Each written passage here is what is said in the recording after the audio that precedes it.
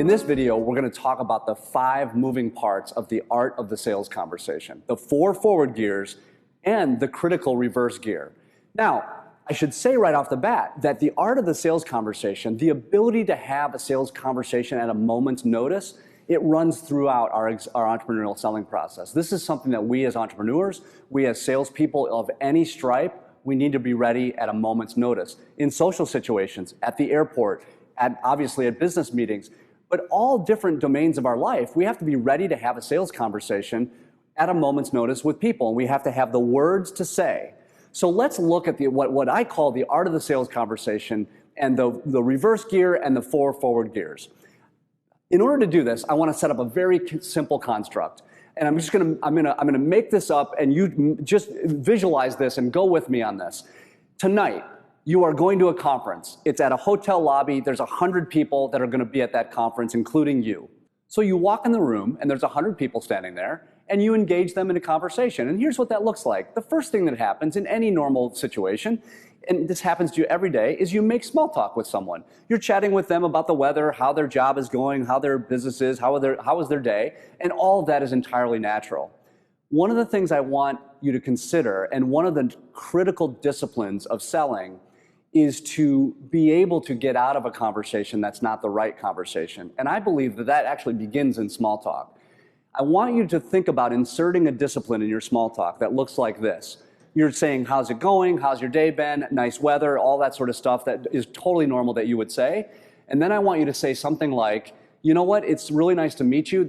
I'm glad to be here tonight. There's a whole bunch of people here I'm here to see. I'm sure you're the same way, so tell me about yourself.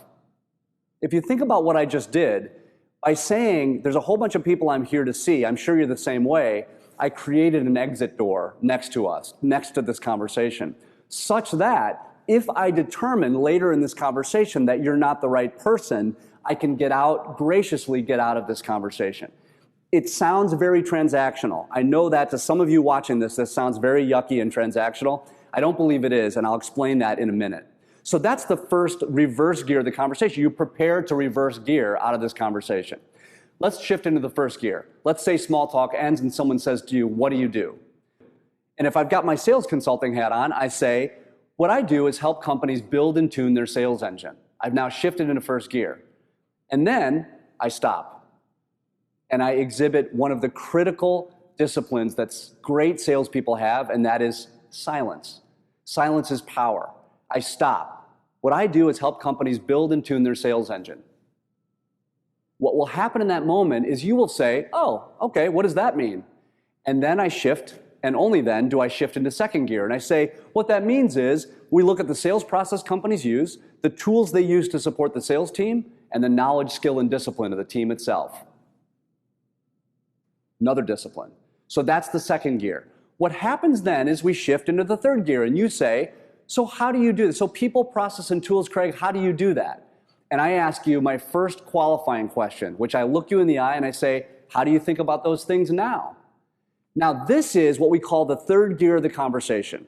And in the third gear, I'm going to determine whether I should be talking with you or whether I should not be talking with you. And what happens then is, in your answer, you will communicate to me a little bit of context around what you do and how you think about sales, because we're having a sales conversation here. And you might say, let's look at the negative first. You might say, Craig, you know, I'm in software, or I'm a farmer, or I'm this. I don't really think about sales. And you're indicating to me that you don't really think about sales, and you probably are not one of those 5 people I should be looking for. That's totally fine. Nothing wrong with that. Still a lovely person, and we have another minute or 2 of conversation. And then, if I'm really efficient and disciplined as a salesperson, then I use my exit. And I say to you, hey, this has been interesting. Thanks for sharing that about software. You know, as I mentioned to you a couple of minutes ago, there's a whole bunch of people I'm here to see. Have a great day, and I'm sure I'll see you around. And shake hands, and you use your exit. Now, really quickly, for those of you who are watching this and thinking, oh gosh, that sounds really yucky and transactional and not very nice and sort of rude, I would suggest a couple of things to you. One, in real time, this is not rude at all. It is actually, you are actually spending time with people, and you are doing justice to your business by working your way around that room. The second thing I would say to you is there's some really interesting math that accrues to you if you do this well. Because think about it this way. If I have the first 7, I'm just making this up, the first 7 conversations with people, and they turn out to not be my person, and I've gotten out of that conversation, chances are very high that some point along that time that I'm working through those 100 people in that room, there will be a person who says, you know what, I don't really think about sales, but I'm in software, and they're in the exact same kind of software as the guy I talked to 4 people ago. And now I can say, oh my gosh, that's interesting. See that person over there? That person is also in software. Come here, you should meet this person. You guys should be together. And I can actually do good for people in the room. What I mean about math is the math is with you. If you feel this is sort of transactional and not very nice, it's not that at all. It's very gracious. You're having great conversations with a lot of people, and you're actually doing good for people because you're meeting many more people than the average salesperson would meet in that situation. So lastly, let's explore just the last 2 gears of conversation because they go well. So I say, how do you think about those things now? And you say, you know, gosh, Craig, I've got a handful of salespeople. How do you know if they're disciplined? Now, you could be a person that we need to talk to about my business, and we go back and forth talking about discipline, and I share a story or two, I ask you some more questions, but again, I still want to use my exit because you may be only one of the 5 that I've found. I still have to find the 4 other people. And I say to you, hey, you know what? This is really interesting. It seems to me that we have some interesting things to talk about. May I give you my business card and get your business card?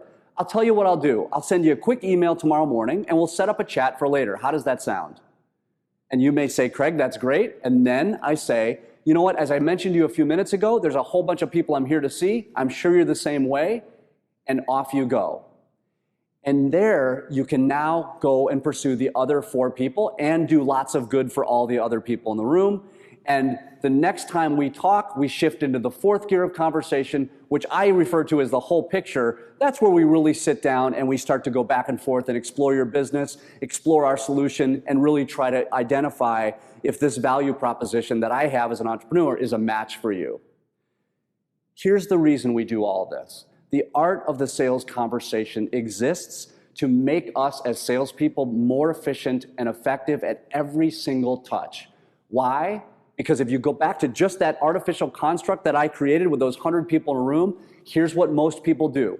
If we're low to moderate performing, what we do is we walk into that room and we have 3 or 4 conversations with people. And that's it. Because we get comfortable with them and we don't know how to work that room, and we're not equipped with the words to say when we're working that room. We can't do that. We have to be more efficient than that. When we're entrepreneurs and salespeople, we got to be equipped with the words, we got to shift through the gears, and we've got to move person to person to generate as many leads as we possibly can for our businesses. That's the art of the sales conversation.